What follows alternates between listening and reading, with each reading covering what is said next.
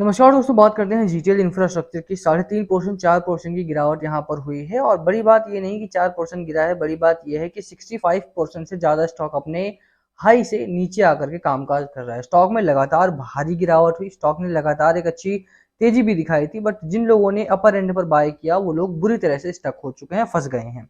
बात करेंगे इस वीडियो में कि क्या यहाँ पर कोई उम्मीद दिख रही है जीटीएल को लेकर के, क्या प्रॉब्लम है जीटीएल में, किस वजह से लगातार गिरावट हो रही है और क्या रणनीति इस समय पर लेकर के चलना चाहिए जीटीएल के इंफ्रास्ट्रक्चर के रिटेल इन्वेस्टर को। क्योंकि देखिए, जो निवेशक है वो बुरी तरह से परेशान है। बहुत सारे एमएफडीज हमारे पास आए, हालांकि हम ऐसे स्टॉक्स पर, कंट्रोवर्शियल स्टॉक्स पर वीडियो करने से थोड़ा सा बचते हैं, बट स्टिल कमेंट आएगा तो काम करना पड़ेगा। तो इसी वजह से बहुत सारे सजेशन आए, बहुत सारे सवाल आए, तो मुझे लगा एक वीडियो में कवर कर देना ज्यादा जरूरी रहेगा। डिस्क्लेमर दे देता हूं मैं यहाँ पे, क्योंकि जीटीएल इंफ्रा बहुत ही कंट्रोवर्शियल स्टॉक है, लगातार डेट हाई रहा है इस कंपनी का। और जब ये तेजी से ऊपर जा रहा था तब भी यहाँ पे बहुत सारे यूट्यूब के फाइनेंशियल्स ने, जो इन्फ्लुएंसर्स थे, उन लोगों ने इस स्टॉक पर बहुत सारी वीडियोस की और लगातार इसको बाय कॉल दिया। और मेरा मानना है कि देखिए, पहले तो इन्फ्लुएंसर को बाय या सेल का कॉल ही नहीं देना चाहिए। दूसरी बात यह है कि अगर आप किसी भी स्टॉक पर बात कर रहे हैं तो वो उनके ऊपर छोड़ देना चाहिए जो लोग इस वीडियो को देख रहे हैं। तो मेरा काम भी वही होगा, मैं बहुत सारे पहलुओं पर बात करूंगा और आपको लास्ट में डिसाइड करना होगा कि आपको क्या करना है, क्या डिसीजन लेना है। चलिए स्टार्ट करते हैं इस वीडियो को। बट उससे पहले अगर आप चैनल पर नए हो तो प्लीज चैनल को सब्सक्राइब कर दो, हिट बेल आइकन, ताकि आपको नोटिफिकेशन मिल सके। चलिए स्टार्ट करते हैं। सबसे पहली बात जो स्टॉक की जाए तो चार्ट दिखा देता हूँ सबसे पहले आपको इसका। अगर आप चार्ट देखेंगे तो चार्ट में शुरुआत अच्छी हुई थी। यहाँ से अगर आप देखें तो लगातार अपर सर्किट लग रहा था और स्टॉक 4 रुपए तक गया था, वो भी इसी लेवल से जहां पर आज ये है 1.5 रुपीज के आसपास से, इसी लेवल से ये तेजी से 4 रुपए के करीब में गया था। तो यहाँ पर एक अच्छा खासा सपोर्ट लेवल आपका बना हुआ है।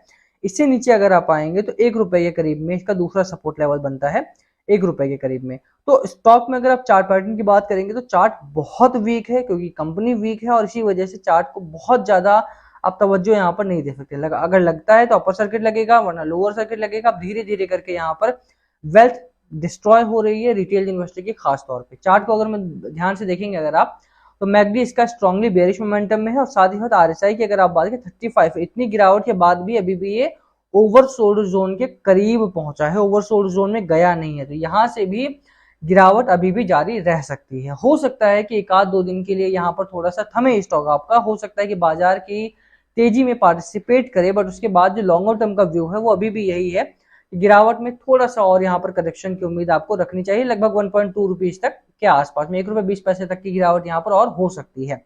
बट अच्छी बात यह है कि यहाँ पे अगर आप चार्ट पैटर्न देखेंगे, let me zoom it out, तो यहाँ पर 3 से 4 हफ्तों में, ये वीकली चार्ट पैटर्न है, 3 से 4 हफ्तों में लगातार यहाँ पे एक ही लेवल पे स्टॉक आकर के रुका हुआ है, जो कि बहुत अच्छी बात है। मुझे लगता है कि अगर ये यहाँ पर बेस बना रहा है और यहाँ पर कोई बाजार में बहुत बड़ी उथल पुथल नहीं होती है, यानी कि बाजार में बहुत बड़ी करेक्शन नहीं आती है इन दिनों में, तो ये स्टॉक आपको यहाँ पर एक अच्छा खासा बेस सेट होता हुआ देखने को मिलेगा। फिर यहाँ से अगर बाजार जिस दिशा में जाएगा उस दिशा में स्टॉक में थोड़ी बहुत रिकवरी के चांसेस बन रहे हैं।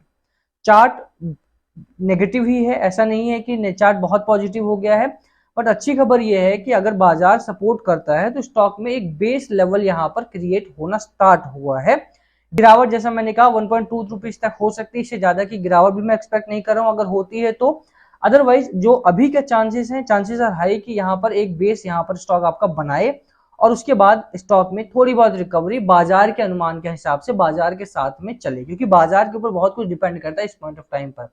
बाजार जब चल रहा था, बुल रन था, तो स्टॉक ने अच्छा खासा पार्टिसिपेट किया, अच्छा खासा यहाँ पर पैसा भी बना, रिटेल इन्वेस्टर को बहुत ज्यादा फंसाया भी गया है। तो उसकी वजह से अगर आप देखेंगे हाईली मैनिपुलेटिव स्टॉक रहता है, इसलिए मैं इस पर वीडियो भी नहीं करता हूं। बट हाँ, ओवरऑल अगर आप देखेंगे स्टॉक वीक है, चार्ट पैटर्न भी अभी वीक है, लेकिन अच्छी खबर यह है कि अब यहाँ से सपोर्ट लेवल बनना स्टार्ट हुआ है। तो हो सकता है कि 1 आध हफ्ते, 2 हफ्ते, 3 हफ्ते अगर इसी जोन में रुक जाता है, यानी कि 1.4 से लेकर के 1.75 के जोन में अगर रुक जाता है स्टॉक आपका और इसी के बीच में कामकाज करता है, तो आने वाले दिनों में यहाँ से एक अच्छी रिकवरी आ सकती है। अच्छी रिकवरी इज नॉट लाइक कि आपको दोबारा 4 रुपए का लेवल मिलेगा, वो भी आ सकता है, बट उसके लिए आपको लंबा वेट करना पड़ेगा। स्टॉक यहाँ पर रुक सकता है, यहाँ से और बड़ी गिरावट की उम्मीद में यहाँ पे नहीं कर रहा हूं, इन केस अगर ये सपोर्ट बना लेता है तो।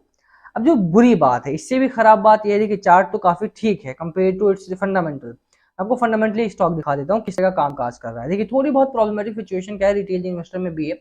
उनको लगता है कि 3 रुपए का, 1 रुपए का स्टॉक है, 2 रुपए का स्टॉक है, 5,000 बाय कर लिए, 5,000 रुपए लगा दिए, 5,000 क्वांटिटी मिल गई, और अगर स्टॉक 100 रुपए पे चला गया तो इसको सीधा 100 रुपए से मल्टीप्लाई वो करना स्टार्ट कर देते हैं कि 5 लाख रुपए मेरे तो बन गए। ठीक है, बट ऐसा यूजुअली होता नहीं है, क्योंकि मार्केट में जितना सक्सेस स्टोरीज मिलती हैं उससे ज़्यादा फेलियर स्टोरीज हैं। और इस बात का बहुत ध्यान रख के इन्वेस्टमेंट करी जानी चाहिए कि कैपिटल वहां पर लूज ना करें।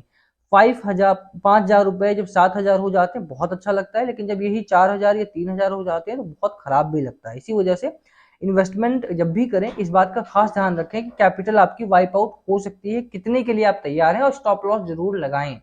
हालांकि जीटीएल जैसे स्टॉक में आप स्टॉप लॉसेस लगाएंगे भी तो भी काम नहीं करेगा, क्योंकि लोअर सर्किट लगता है फिर उसमें काम नहीं आता है। अच्छा, अब थोड़ा सा फंडामेंटल्स की बात कर लेते हैं। फंडामेंटली अगर आप देखेंगे तो कंपनी का जो रेवेन्यू अनाउंस किया कंपनी ने इस दिसंबर क्वार्टर में 341 करोड़ के आसपास का रेवेन्यू अनाउंस करा था, जो कि दिसंबर 2023 के क्वार्टर में देखेंगे तो लगभग सिमिलर ही था, कोई बहुत बड़ी यहाँ पर चेंजिंग नहीं हुई थी। वहीं पर अगर आप लॉसेस की बात करें तो लॉसेस बढ़े हैं इनके compare two year on year अगर आप देखेंगे तो लॉसेस बढ़े हैं। वहीं पर अगर आप क्वार्टर ऑन क्वार्टर देखेंगे तो लॉसेस थोड़े से कम हुए, माइनर लॉसेस कम हुए हैं, लेकिन तब भी अभी भी कंपनी जो है वो रेड जोन में ही कामकाज कर रही है। ऐसा कोई बहुत अच्छा यहाँ पर चीजें नहीं हो गई हैं। अब दूसरी चीज, एक और चीज मैं आपको दिखा देता हूँ। बहुत सारी बात क्या होता है कि इन चीजों को लेकर के भी सवाल आए कि यूनियन बैंक के पास तो 12% स्टेक है, सेंट्रल बैंक ऑफ इंडिया के पास 7.5% स्टेक है, बैंक ऑफ बड़ौदा के पास 5.5% स्टेक है, केनरा बैंक के पास 4% है, लाइफ इंश्योरेंस के पास 3.5% है, आईसीआईसीआई बैंक के पास 2.3% है। तो इनका क्या क्या, इन लोगों ने क्यों पैसा लगा रखा है? एक बात आपको समझना पड़ेगा, इन लोगों ने पैसा नहीं लगाया है, they lend money to the digital infrastructure promoters, और उसके बाद जब वो लेंड जो लोन था उसको सर्विस नहीं कर पाए तो ये पैसा जो था, जो कर्जे का पैसा था, उसको इक्विटी में कन्वर्ट करवा लिया गया। वही सेम चीज अगर आपने ध्यान दिया हो तो वोडाफोन आइडिया के साथ भी हुआ। वोडाफोन आइडिया ने काफी सारा लोन लिया हुआ था एसबीआई वगैरह से, तो एसबीआई ने उसको इक्विटी में कन्वर्ट करवा लिया। गवर्नमेंट का भी जो स्टेक है वो भी लोन का पैसा था, जो कि डायरेक्टली और इनडायरेक्टली एसबीआई और एलआईसी ने लगा रखा था, जो कि सर्विस ना कर पाने की एवज में इक्विटी में कन्वर्ट करवा लिया गया। तो ये कोई बहुत बड़ी बात नहीं है कि इनका इतना बड़ा स्टेक है।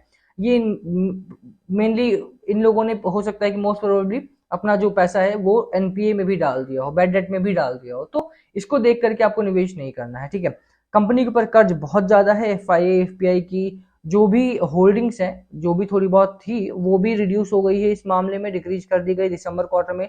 जब स्टॉक में तेजी थी, हो सकता है इन लोगों ने ही मैनिपुलेट किया हो या फिर किसी बड़े प्रमोटर ने मैनिपुलेट करवाया हो, जो थोड़ा बहुत बढ़ा भी था। जो निवेशकों ने देखा कि हाँ एफआईआई एफपीआई यहाँ पर आए हैं, वो भी इस समय पर कम हो चुके हैं। प्रमोटर के पास सिर्फ 3.5% की होल्डिंग है, और वो भी कर्जे में पड़ी है, वो भी बैंक के पास गिरवी पड़ी है। तो इस कंपनी की जो सिचुएशन है वो थोड़ी सी खराब है, तो थोड़ा सा यहाँ से बच के रहेंगे तो ज्यादा बेहतर रहेगा। अगर आपने पैसा लगा दिया है, चार्ट को देख करके थोड़ा सा डिसीजन बना सकते हैं कि रिकवरी आती है तो रिकवरी में निकले, थोड़ा बहुत अगर बहुत कम ही लॉस हुआ है तो ज्यादा निकल सकते हैं तो निकल जाइए, आपकी मर्जी है वो। अगर आप डिलीवरी परसेंटेज भी देखेंगे तो डिलीवरी अभी भी हालांकि उठाई जा रही है, ऐसा नहीं है कि गिरावट हो रही है तो लोगों ने खरीदना बंद कर दिया, खरीदारी अभी भी जारी है। यहाँ पे 30 मिलियन 40 मिलियन आज भी अगर आप देखेंगे तो 65 मिलियन शेयर्स यहाँ पर ट्रेड हुए हैं, और डिलीवरी कितनी उठाई गई? 30% के आसपास की। यानी कि अगर 60 मिलियन शेयर्स यहाँ पर ट्रेड हो रहे हैं तो 20 मिलियन के करीब लॉन्ग टर्म में बाय किए जा रहा है। अभी भी लोग बाय कर रहे हैं, ऐसा नहीं कि बाय नहीं कर रहे, लोगों को वही मेंटालिटी अभी भी, जो लोग फंसे हुए हैं उनके सवाल आ रहे हैं, जो लोग फंसे नहीं है वो लोग सवाल कर रहे हैं कि खरीद लेंगे तो कितना पैसा बन जाएगा। वही 5,000 वाला 5,000 वाला क्वेश्चन मार्क। आज तक 100 रुपए गया ही नहीं स्टॉक। कंपनी के ऊपर इतना डेट है कि वो 100 रुपए जाने में इसको जन्मों लग जाएंगे, यस बैंक को 100 रुपए जाने में जन्मों लग जाएंगे, जिस कंडीशन में ये स्टॉक्स कामकाज कर रहे हैं। तो थोड़ा सा बच के रहेंगे तो ज्यादा बेहतर रहेगा। बाकी वहीं पर बाजार की कहानी जान लीजिए थोड़ी सी। हाँ, जीटीएल की कहानी तो बहुत हो गई, बाजार के हालात आज भी खराब ही रहे हैं, कोई बहुत अच्छी मार्केट नहीं रहा है। कल इंडसइंड बैंक का जो एक्सीडेंट हुआ उसकी वजह से मार्केट में प्रॉब्लम्स बढ़ी हैं, खासतौर पर बैंकिंग सेक्टर में। बैंकिंग सेक्टर इंडसइंड बैंक दोबारा से यस बैंक बनने की कगार पर है। हालांकि यस बैंक ने बहुत बड़ी गलतियां की थी और इंडसइंड बैंक ने उतनी गलतियां नहीं की हैं। लेट्स सी क्या होता है क्या नहीं, लॉन्गर टर्म व्यू क्या होगा। कल 27% की गिरावट के बाद इंडसइंड बैंक में आज 4% 5% की रिकवरी है, जो कि बहुत अच्छी खबर तो नहीं है। रीजन बीइंग कि पहले इतना गिरेगा और फिर थोड़ा बहुत अगर निकलता भी है तो उसका कोई बहुत बड़ा प्रभाव नहीं पड़ता है। तो वो चीज ध्यान में रखिए, थोड़ा बाजार अभी सपोर्टिव नहीं है तो अच्छे स्टॉक्स को चुनिए और वेट एंड वॉच की रणनीति रखेंगे तो ज्यादा बेहतर रहेगा। इस समय पर ट्रंप किस वाली कहावत है ना, ऊंट किस करवट बैठेगा। तो लेट्स सी कि ट्रंप की क्या पॉलिसीज आती हैं और ट्रंप को किस तरह से रिएक्शन मिलता है, तो वो देखने वाली बात रहेगी। ट्रंप ने मार्केट को काफी ज्यादा प्रेशराइज किया हुआ है, तो वो एक रोल रहेगा उसका। फेड की मीटिंग किस तरह से होती है, इन्फ्लेशन का डेटा किस तरह से आता है, ये सारी खबरें आपको देखने वाली रहेंगी, जो देखिए और समझिए कि बाजार किस ओर जा रहा है और उसके बाद डिसीजन लेंगे तो ज्यादा बेहतर रहेगा। बाकी देखिए बात जीटीएल की, तो जीटीएल जैसे स्टॉक्स में, जीटीएल में भी और जीटीएल जैसे स्टॉक्स में भी थोड़ा सा बच के कामकाज करेंगे तो ज्यादा बेहतर रहेगा। हाईली मैनिपुलेटिव स्टॉक ये कैटेगरी में आते हैं ये। बाकी क्या है आपकी स्ट्रेटजी, क्या है आपकी राय स्टॉक को लेकर के, कंपनी को लेकर, प्लीज कमेंट करके शेयर करना। वीडियो को यहीं खत्म करेंगे, पसंद आए तो लाइक करना, चैनल पे नए हो सब्सक्राइब किए बिना मत जाना। Thank you for watching and yes please comment below कुछ पूछना हो तो। Thank you and one more last disclaimer कि अगर भैया इस वीडियो में मैंने कहीं भी बाय सेल रिकमेंडेड किया हो या होल्ड का रिकमेंडेशन दिया हो वो प्योरली बोलने में निकल गया होगा। Please before making any changes in your portfolio please consult your financial advisor, वही आपको ज्यादा बेहतर बता पाएंगे, तो वो ज्यादा बेहतर रहेगा आपके लिए। Thank you.